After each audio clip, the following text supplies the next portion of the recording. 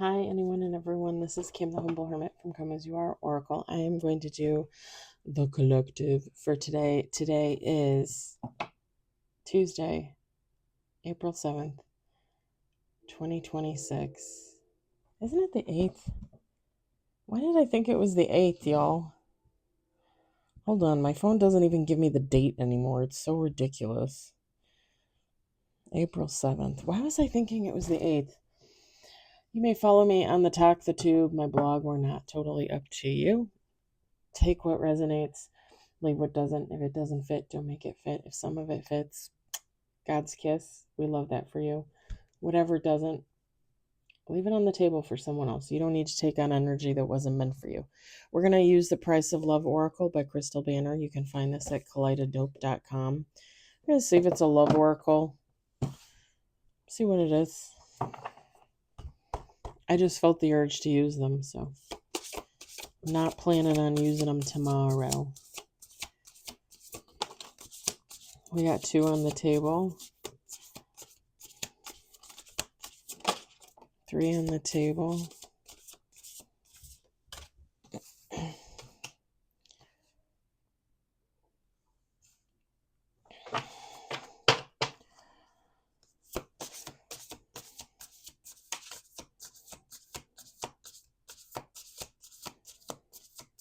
I'm beat today. I went out for a walk. I came in and I walked some more. I had my dinner already. I fed the kitties. I did not want to get on and do readings. Seriously, I'm pooped. I'm tired. Like, I don't know. Mentally drained, maybe? Maybe that's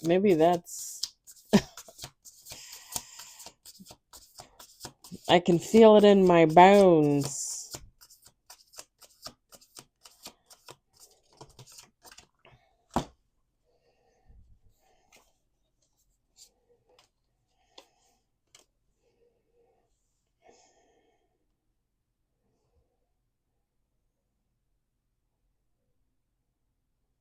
We got 6 on the table. We're going to do 2 more shuffles.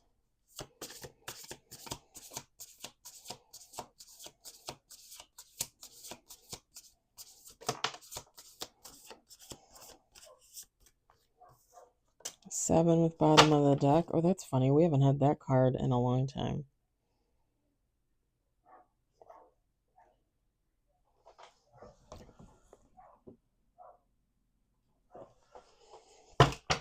Last shuffle.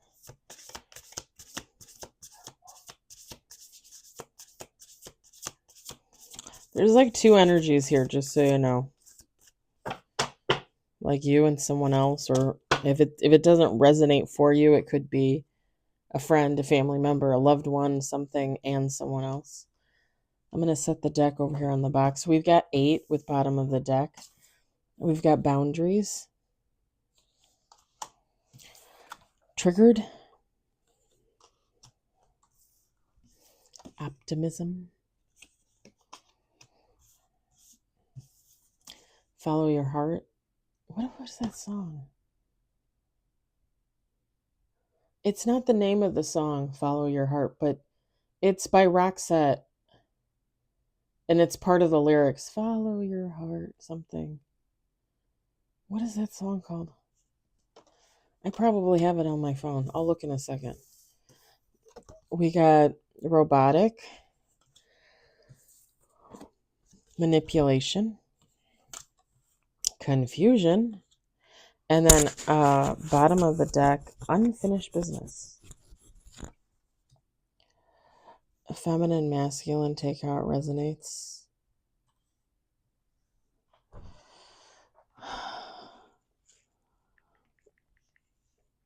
Let me see if I can find it. Homer, I did not lock the door. I don't know, or close the door. I don't know why you're in there whining. Dark set. Listen to your heart. so pretty close. Follow your heart. Listen to your heart. Listen to your heart when it's calling for you.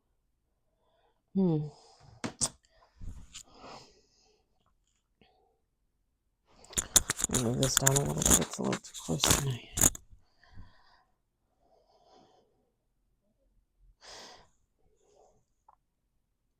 Someone triggered someone's boundaries. Somebody's boundaries are up because something happened. Someone set someone off.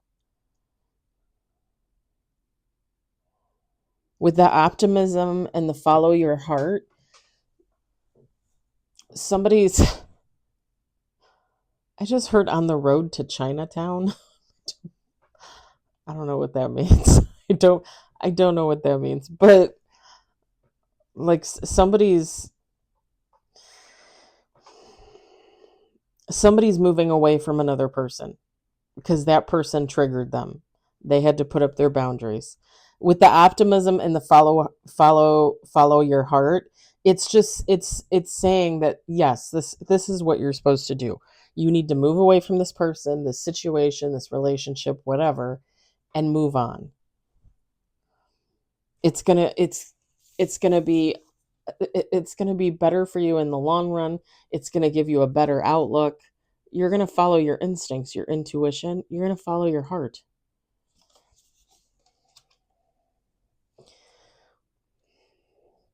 Meanwhile, there's someone.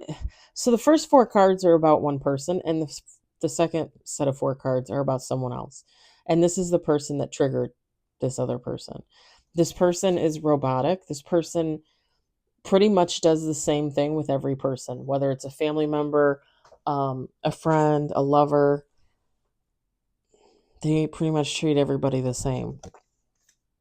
It's a constant wheel of manipulation. They like to confuse people. They like to keep people confused. Like they want, this is narcissistic. Okay.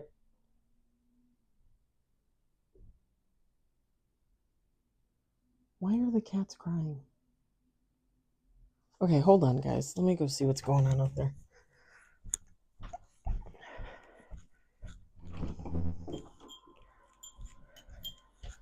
What's going on? Are you okay?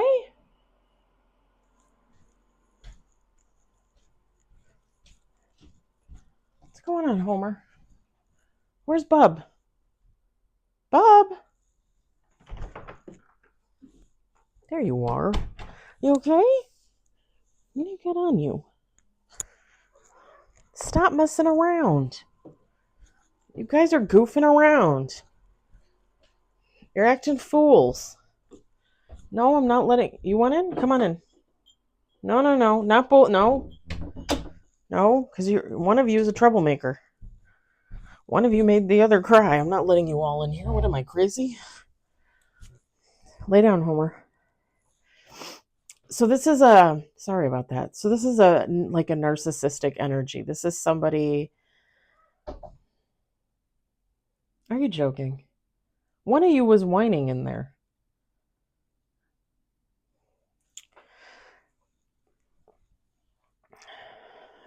Someone likes to keep people confused. Like, do you love me? Are you for me? Are you not? It's abusive. It's abusive energy. It's somebody that throws you to the wolves and reels you back in when they need you. If they keep you confused, you're constantly on edge, which means the longer and longer you're confused, the longer and longer you're on edge, the easier it is to manipulate. Because think about it. It's almost like that energy of like if you were to not sleep for like 4 days, 6 days, a week, 12 days. If you were to not sleep, you would start to go insane. You would start to drive yourself crazy. I'm pretty sure somewhere there is probably documented cases of people driving themselves insane because they haven't gotten any sleep. They use that to their advantage. The more confused you are, the more disoriented you are, they can play on you, right? Whoever this person is, they think that there's unfinished business.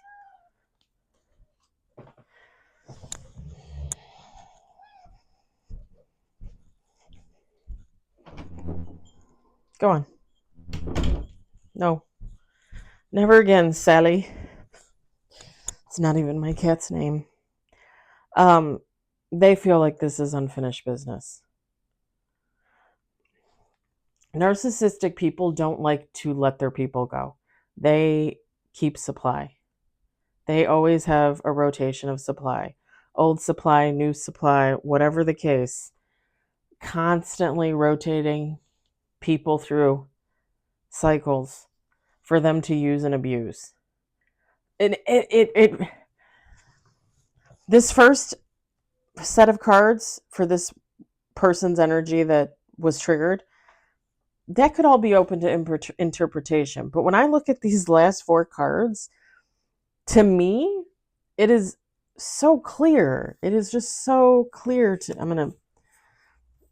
clear to me, like what is going on, like who this person is.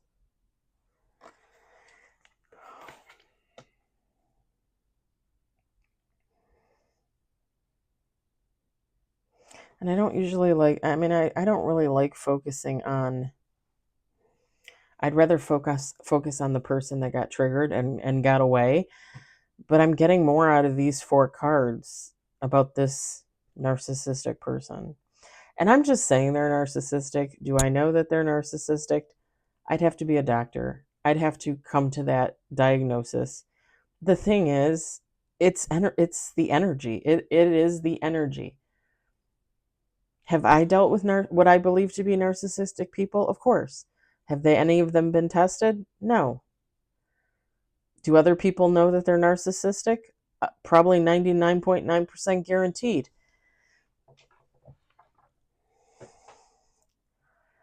I saw another reader the other day talking about how we use the word narcissist too much.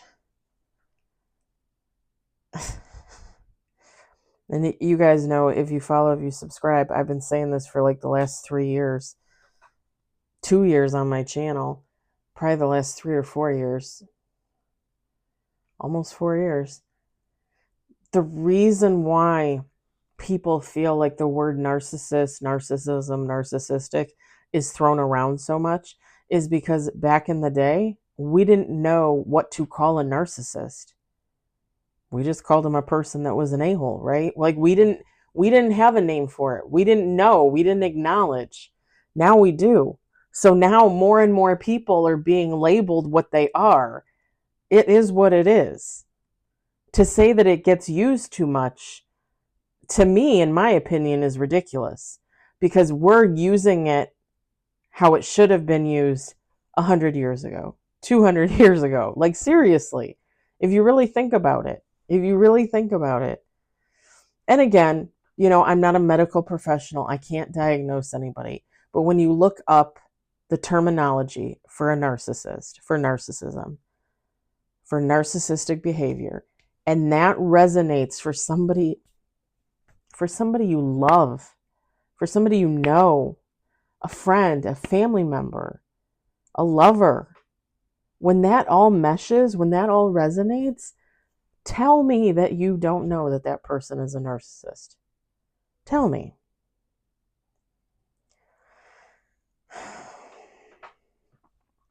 It's just like I was talking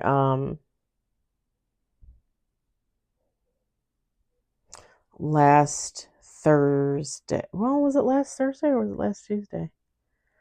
I'm trying to think when she was off. No, it wouldn't have been Tuesday. It was last Thursday. I was picking next to a coworker and she had made a comment. Oh God, I just lost my train of thought. But it resonated. What was it?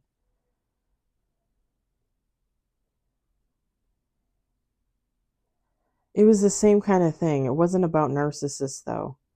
Oh, okay. So she had made a comment. Oh, no. It was this past Saturday. When I went to breakfast with an old coworker of mine, a friend. And we were talking, and she was mentioning how a loved one she thought was autistic, but he's older, like our age. And I was like, because her and I are about the same age, or are the same age, I think. And I kind of laughed and I said, yeah. I said, my brother, my dad, and my ex-husband, I'm pretty sure they all probably fall within the autism spectrum, high, low, whatever. But I'm pretty sure they're all in there. Now, the funny thing is, like, I'm 45. The ex-husband is 51. I think he turned 51 because I'm going to turn 46. I think he turned 51 this past year. If he didn't turn 51, he turned 50. And then my brother is 42. He's going to be 43. And my father is going to be 70. He's going to be 70 this month, actually. And they're all, 40 years ago when my brother was born, 50 years ago when my ex-husband was born, and 70 years ago when my dad was born. They didn't recognize autism. They didn't recognize it for what it was. They didn't know what it was, right? So and this is a perfect example. So when my dad was a little kid, a little tot, he didn't speak. He didn't speak until he was like, I want to say like 2 or 3, maybe. Same thing with my brother. Now you could say, "Oh, that's hereditary." Okay, yeah, maybe. But you're talking about speech.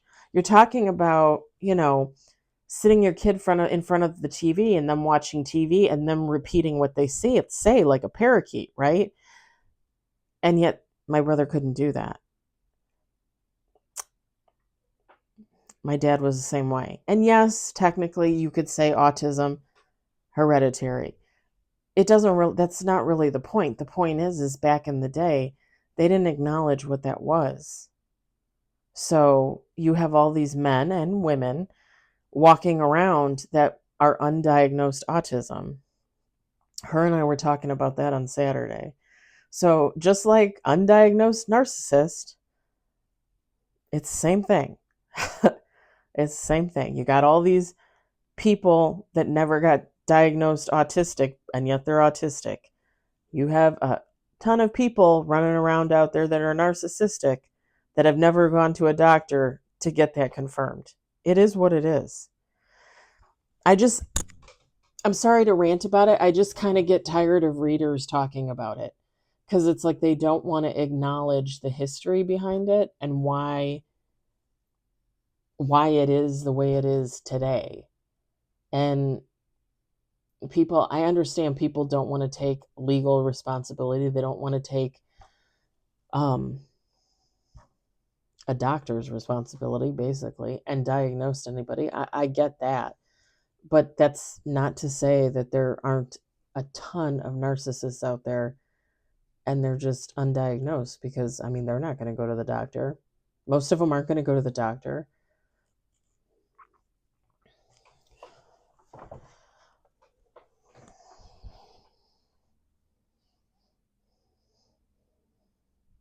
This person too, when you look at this manipulation card and you look at the strings, and I heard playing on their heartstrings, follow your heart.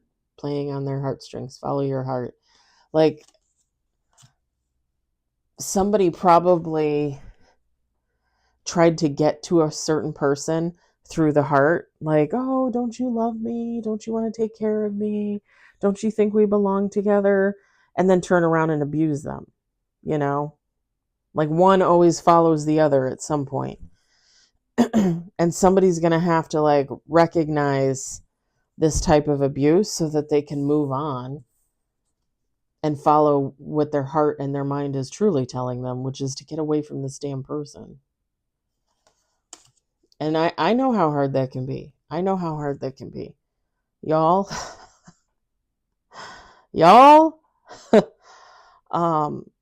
yeah, friend, family. It's not easy. It is not easy.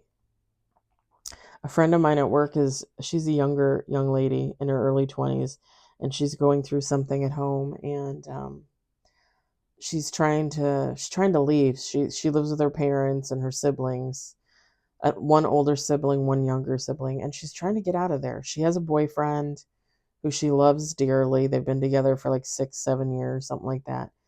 um she wants to get out of there. She wants to get out of her parents' house. She wants to get her own place. She finally wants to start living her life. Can I just tell you, I've had my own suspicions about bloodlines and um karmic familial curses and oh god, it's in my, sorry, I got a hair on my tongue. It's in the back of my head. Generational curses.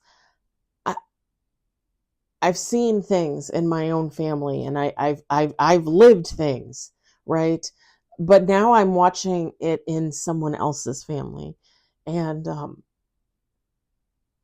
it's just crazy to me how many families experience the same kind of trauma. Sorry, like I'm tearing up, but I feel so bad for her because when I'm with her, like she made me cry once, and we cried together and we hugged and everything. But I try to be as strong as possible for her because she really needs a friend. And it's just crazy to me how her and I are literally like going, like she's going through what I already went through. And I didn't go through it until like I was in my early 40s. And she's going through it in her early 20s. And kudos to her for recognizing it for what it is and standing up and saying, I ain't putting up with this bullshit. I am not going to live my life according to someone else's plan for me, especially when that plan does not take into account my well-being. Like seriously. And y'all, there are just I'm telling you, there are some families out there that just choose specific individuals in the family, and they just do not want good for them. They do not want anything for these people. And they will literally do anything and everything they can to make sure certain people in the family don't succeed. And it is mind-boggling to me that I see this in my own family and now in her family. Again, we're a whole generation apart. I'm in my 40s, she's in her 20s. Like seriously. What is that? Is that two generations? Is 10 years a generation? I don't know. Whatever. It doesn't matter. Like it's there. It's there. You know, if somebody were to tell me, "Oh, I don't believe in generational curses. Oh, I don't believe families deliberately treat their kids that way." No? Cuz I got stories. I mean, I don't really want to tell them here, but I got stories. Like, I got friggin' stories. This girl, this young woman has stories. And she told me some of the things that she went through. And even though they're not the same as mine, they have this similar vibe. And it all goes back to the same thing: abuse of power, abuse of emotion, to keep people in line, to have them do whatever you want them to do, and thinking that this person is literally just going to do this for the rest of their life. Absolutely the fuck not. And you know what's funny? As somebody that got away, that got out of that type of dynamic in the family, I also had, she's gone now, a relative that was in the same situation and never got out and died there. And now, who I am now, looking back and looking at her situation before she passed, I I can't even imagine. I cannot even imagine. Yeah. So don't tell me that these things don't exist in families. And y'all, don't get me wrong. I love my family. I even love the family members that are abusive, believe it or not. Still love them, still consider them family. I just don't want to be around them. If I ever see or hear a professional or even a non-professional say, they're your parents, you have to love them, you have to be, you have to have a relationship with them, they're your siblings, you love them, you have to have no, no, no, no, absolutely not. Am I saying that you have to hold hate in your heart for someone, for a family member, a loved one? No, nor should you. However, you never, ever have to expose yourself to any type of abuse. Emotional, mental, verbal, physical, sexual. It doesn't matter. You absolutely never have to expose yourself to any type of abuse. When I see doctors, tell people, oh, well, you should rekindle that relationship with your uncle, even though they sexually assaulted you 22 times when you were 12. Excuse me? Excuse me? Absolutely not. No, you don't have to do anything. If you want to forgive for yourself, right? You can. If you want to leave that up to God, you can. Yes, you have to deal with everything internally for yourself so that you're okay mentally and in your heart space. But do you have to have a person back into your life? Absolutely no. No. When I see professionals tell people that they do, I lose it. I may not show it on the outside, but on the inside, I'm like, pull on up, pull on up, because I'm going to be outside with a baseball bat and I'm ready, because you do not tell people that. You do not ever tell people to go back to abuse. No. No. It just, how are some of these people doctors and they think it's okay to tell somebody that? It's crazy to me. It's crazy. Anyway, went off in a tangent.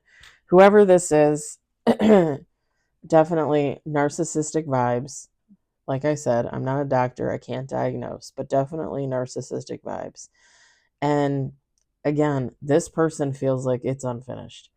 If this is you in the first 4 cards and you were triggered and you walked away and you're not going back, this person thinks you're coming back. This person thinks at some point you'll be knocking on their door, ringing their phone, texting them a message. At some point, they're thinking that contact is going to be made, and they're going to wait. They're going to wait patiently, because you know what? They will always have this in their back pocket, ready to go. I'm going to leave it there. I hope it resonated for you. I hope you enjoyed it. I hope, if anything, you were entertained. I have a confession. I really hope it did not resonate for you. I hope everybody has a wonderful Tuesday night, and I will talk to you later. Bye.